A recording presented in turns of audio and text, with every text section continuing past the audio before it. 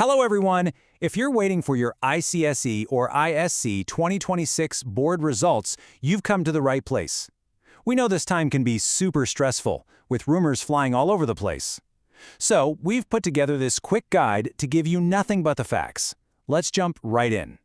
First up, let's tackle the one thing causing the most anxiety right now, the result date. There is so much misinformation out there, so we're going to cut through the noise and separate what's real from what's just rumor. I'm willing to bet you've seen a notice just like this one, doing the rounds on WhatsApp and social media. It claims the results are dropping on April 22nd, and understandably, it's caused a whole lot of panic. Well, you can take a deep breath and relax, because that notice is 100% fake. A CICSE official has come out and said it very clearly the board did not issue that notice, and you should totally ignore it. Okay, so that leads us to the real question on everyone's mind. If it's not April 22nd, then when can we actually expect the results?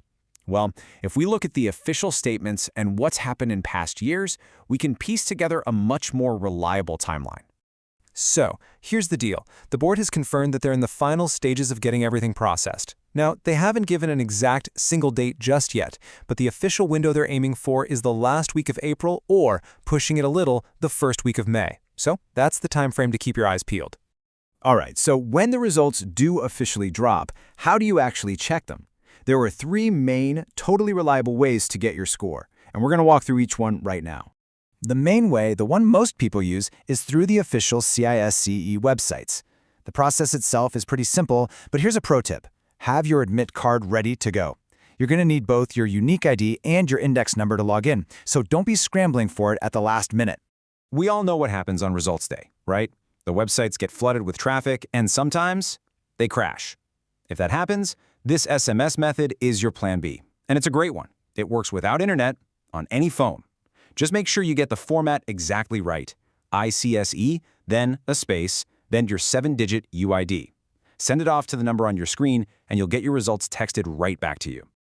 Okay, method number 3 is for anyone who wants an official, digitally verified mark sheet that you can save or print easily. DigiLocker is an awesome option. As soon as the results are out, you can just log in, head over to the CISCEC section, and pull up your official documents. Super convenient. Great. So you've got your hands on your results. Now, what do all those numbers actually mean? Let's do a quick breakdown of how to read your mark sheet. The first document you get online is technically your provisional mark sheet. It's got all the important stuff, your marks broken down by theory and internal assessments, your total, your percentage, and of course, whether you've passed. Just remember, this is the digital version. You'll still need to collect the original hard copy certificate from your school a little later on. Now, this is a really important detail to know. The passing marks aren't actually the same for both boards. For ICSE, you need to score at least 33% in each subject and overall. For ISC, the bar is just a tiny bit higher at 35%. And for everyone, no matter what, passing English is absolutely mandatory. For all you ICSE students out there, you need to know about the best of 5 rule. It's actually a pretty big deal. Your final percentage isn't just a simple average of everything. Instead, the board takes your English score, that one's compulsory, and then adds your 4 other highest scoring subjects to calculate that final number.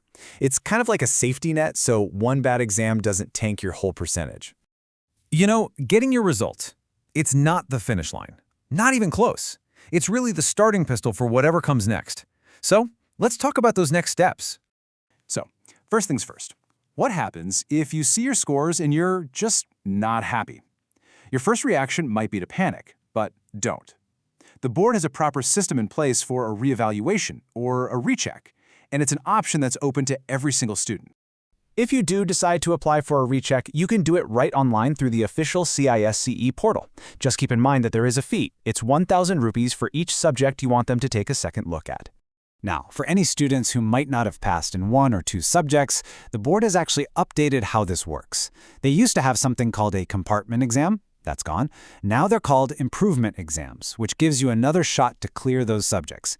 These usually happen in the summer, around June or July. And really, all of this brings us to the most important next step of all, starting to shift your focus away from the number on your mark sheet and towards the exciting choices that are now in front of you. Your result is just a tool to help you decide which path you want to take next, whether that's science, commerce, arts, or something else entirely. At the end of the day, here's what you really need to remember. Your board result is a milestone. It's a snapshot in time. It is not, and never will be, your final destination. It doesn't define who you are or what you're capable of. The real journey is just getting started. The only question is, what's your next chapter going to be?